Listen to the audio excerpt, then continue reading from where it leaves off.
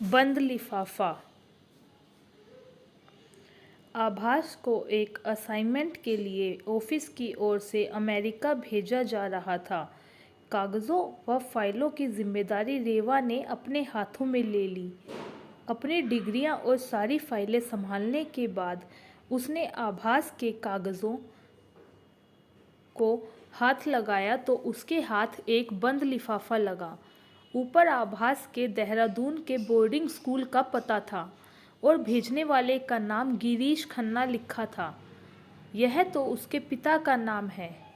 11 वर्ष पुरानी चिट्ठी आखिर अब तक खोली क्यों ना गई? उसकी उत्सुकता चरमोत्कर्ष पर पहुंच गई, पर उसके संस्कारों ने उसे रोक लिया। जिसके नाम की चिट्ठी है उसे ही खोलना चाहिए। यही सोचकर वह आभास के लौटने का इंतज़ार करती रही। ऐसा नहीं था कि इस लिफाफे पर इससे पहले उसकी नज़र नहीं पड़ी थी, बल्कि तब भी उसने आभास को टोका था, पर उसी ने बात बदल दिया था या सचमुच ही खोलना भूल गया था। कारण जो भी रहा हो, पर आज इस बात का फैसला करके ही रहेगी। वैसे तो वह आभास को पिछले 10 सालों से जानती थी। दोनों इंजीनियरिंग कॉलेज में साथ थे। वह उसकी बेस्ट फ्रेंड थी। दोनों की दोस्ती को देखते हुए रेवा के मम्मी पापा ने उनके जॉब लगने के 2 वर्ष बाद उनकी शादी करा दी थी। आभास के परिवार के नाम पर बस माँ थी। उन्हें विवाह से कोई ऐतराज़ ना था, बल्कि बेटे की खुशी में ही उनकी खुशी थी। एक छत के नीचे तीनों बेहद खुश थे।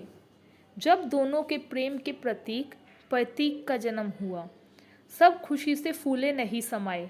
अच्छा हुआ जो उसका स्कूल में दाखिला नहीं कराया, अब वहीं पढ़ेगा। उनके बरसों की तमन्ना पूरी होने जा रही थी। इस अवसर पर खुश थे, मगर आभास को माँ की चिंता थी। जब रेवा के माता पिता ने जाने की खबर सुनी तो उनकी जिम्मेदारी अपने से ले ली। अब उनकी सारी चिंताएं खत्म हो गई। 2 हफ्ते के बाद का टिकट था, तो भागदौड़ कर दंपत्ति ने लगभग सारे काम निपटा लिए। थोड़ी बहुत शॉपिंग रह गई। इन्हीं ख्यालों में खोई रेवा आभास के कमरे में दाखिल होते ही पूछ बैठी, आभास, इस लिफाफे का क्या कहना है? रख लो, बिना खोले? हाँ। और कितने साल नहीं खोलोगे? आजीवन नहीं खोलूँगा। पर यह तुम्हारे पिता की चिट्ठी है, आखिर देख तो लो इसमें लिखा क्या है। क्या होगा? सफाई दी होगी कि क्यों गए हमें छोड़कर। तुम नहीं जानती कि उन्होंने हमारे साथ क्या किया था। वह मुझे और मेरी माँ को बेसहारा छोड़ गए थे जब मैं मात्र 6 साल का था। बाद में चिट्ठी लिखकर मुझे अपनी ओर खींचना चाहते हैं। इसे पढ़कर कहीं मैं पसीज गया तो तुम क्या अंतर्यामी हो जो पढ़े बिना ही जान लिया? पिता होकर पिता का दर्द नहीं समझोगे तो कौन समझेगा? ये सब मुझसे मत कहो। उनको समझने के चक्कर में माँ का अपमान नहीं कहना चाहता। ताउम्र उन्होंने जो तपस्या की है उसकी तौहीन नहीं कहना चाहता। आई एम सॉरी आभास, मैं माँ के प्रति तुम्हारे श्रद्धा का सम्मान करती हूँ, पर सच्चाई से मुंह मोड़ने के मामले में तुम्हारा विरोध करती हूँ। तुम चाहे जो सोचो, पर आज ये बंद लिफाफा खोलना ही होगा। अपने लिए ना सही, अपनी माँ के लिए ही कम से कम देखो तो सही कि वह कहना क्या चाहते हैं। आखिरकार पूरे 11 साल बाद खुली चिट्ठी में सब कुछ धुंधलाया सा था, भाव भी और शब्द भी। एक पीले से कागज पर जो अक्षर दर्ज थे वह कुछ इस प्रकार थे, प्रिय आभास, तुम्हारे 18वें जन्मदिन पर तुम्हें यह चिट्ठी लिख रहा हूँ। हर पिता की तरह मैं भी अपने पुत्र पर गर्व करता हूँ।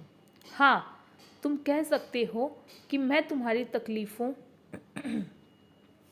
में साथ नहीं था, पर बेटा तुमसे दूर भी नहीं था। तुम्हें याद है उस रोज़ जब तुम साइकिल से गिर गए थे? तुम और तुम्हारी साइकिल दोनों को घर तक पहुंचाकर मैं चुपचाप निकल गया था। और जब क्रिकेट खेलते हुए तुम्हारा हाथ टूट गया था, तो मैंने ही प्लास्टर लगवाया था। हाँ, वो लॉन्ग कोट वाले अंकल जो हर परेशानी में ओ नो आभास बुदबुदाया। हाँ, सही पहचाना, वही लॉन्ग कोट वाले अंकल जो तुम्हें दूर से ही बढ़ते देख रहे थे। याद है तुम्हें, जब तुम्हारे इंजीनियरिंग प्रवेश परीक्षा रिजल्ट आया तो मैं बुरी तरह से नाचा था। बस तुम्हारी माँ का सामना करने का साहस नहीं था मुझ में, यह शायद कहना ही नहीं चाहता था। दरअसल मैं और सुधा दूसरों के द्वारा तय किए रिश्ते से बंधे थे। दोनों एक दूसरे के विपरीत स्वभाव वाले, पर एक बात में बिल्कुल एक से थे। हमें टूटना गंवारा था पर झुकना नहीं। हम एक दूसरे को बदलने में लगे थे, एक दूसरे को स्वीकार ही नहीं कर पा रहे थे। इसलिए हम आपसी सहमति से अलग हो गए। यकीन मानो, उस वक्त यही सही लगा था। मैं जानता हूँ कि मैंने तुमसे तुम्हारा बचपन छीना है, इस नाते मैं तुम्हारा अपराधी हूँ। पर मुझे पता है कि सुधा ने तुम्हें बहुत अच्छे संस्कार दिए हैं। हम साथ होते तो आपसी कलह के कारण तुम्हें ठीक से बड़ा नहीं कर पाते, लड़ते झगड़ते ही रह जाते और तुम इसका बहुत बुरा असर पड़ा होता। जो हो गया उसे तो बदला नहीं जा सकता, पर मैं एक बार तुमसे मिलना चाहता हूँ। तुम जब चाहो आ जाओ।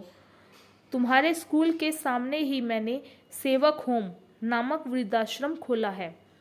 वहाँ अपने जैसे कई बेघर साथियों के साथ मज़े में रहता हूँ। वृद्धाश्रम के नज़दीक ही तुम्हारी माँ के पसंद को ध्यान में रखते हुए उसके लिए एक छोटा सा घर बनवाया है। हो सके तो उसे उस घर को स्वीकार करने के लिए मना लेना। अगर वह मुझसे मिलने या देखने की इच्छा जाहिर करे तो वृद्धाश्रम ले आना। पता नहीं क्यों मेरा दिल कहता है कि कभी ना कभी तुम मुझे देखने जरूर आओगे। एक बार मिलने की उत्कंठा में प्रतीक्षारत तुम्हारा पिता गिरीश खन्ना। रेवा जोर जोर से चिट्ठी पढ़े जा रही थी, जिसके आखिरी शब्द जब सुधा के कानों में पड़े तो उससे रहा ना गया। आंसुओं में डूबे चेहरे के साथ वह कमरे में दाखिल हुई और बहू के हाथ से चिट्ठी लेकर पढ़ने लगी। हर शब्द सीधे कलेजे में उतर रहे थे। वर्षों के जज्ब आंसुओं में से सैलाब ला दिया था। बेटे से माँ की हालत देखी ना गई तो बिना कुछ बोले ही कार स्टार्ट किया और सपरिवार सेवक होम पहुँच गया। मुश्किल से आधा घंटा लगा। पिता दूर नहीं बल्कि उसके आसपास ही थे। गेट के अंदर पहुँचते ही अगरबत्ती की तेज खुशबू नथनों में भर गए। शोक संपन्न चेहरों की भीड़ लगी थी, जिसे देख सुधा का मन किसी अनहोनी की आशंका से विचलित हो उठा।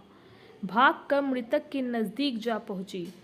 चेहरे से चादर हटाया तो देखते ही मूर्छित हो गई। हाँ, बंद लिफाफा खुलने में बहुत देर हो गई थी। गिरीश ने तो फिर से अपने दिल की बातें चिट्ठी में लिख दी थी, पर सुधा को वह मौका भी नहीं मिला। आभास ने माँ को सीने से लगाया तो वह फफक पड़ी। होनी को कौन टाल सकता है? आखिर मृत्यु तो एक शाश्वत सत्य है, जिसे सभी को स्वीकारना ही पड़ता है।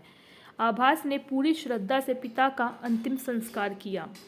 माँ को उनके नए घर में शिफ्ट कर दिया तथा सास ससुर को माँ के स्वास्थ्य संबंधित सभी जरूरी बातें बताकर फ्लाइट में बैठ गया।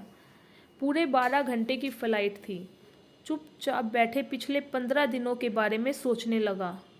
गुजरा वक्त काफ़ी उथल पुथल भरा रहा था। खिड़की से बाहर आसमान ताकता यही सोच रहा था कि क्या होता अगर बंद लिफाफा खुला ही ना होता। बहुत कुछ अनकहा अनसुना रह जाता। अच्छा ही हुआ जो रेवा ने लिफाफा खोल दिया। उसके साथ ही उसके मन की गांठ भी खुल गई थी। सच ही कहा गया है कि एक कामयाब व्यक्ति के पीछे स्त्री का हाथ होता है।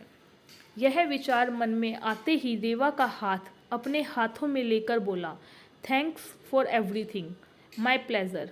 रेवा, जो प्रतीक के साथ कार्टून मूवी देखने में व्यस्त थी, मुस्कुराकर आंखों ही आंखों में आभास को आश्वस्त किया। भले ही वे पिता के जीते जी मिल ना सके, मगर आखिरी दर्शन करने का सौभाग्य अवश्य मिला था। धन्यवाद दोस्तों। अगर आपको यह कहानी पसंद आई हो तो इसे लाइक करें, शेयर करें और मेरे चैनल को सब्सक्राइब करना ना भूलें।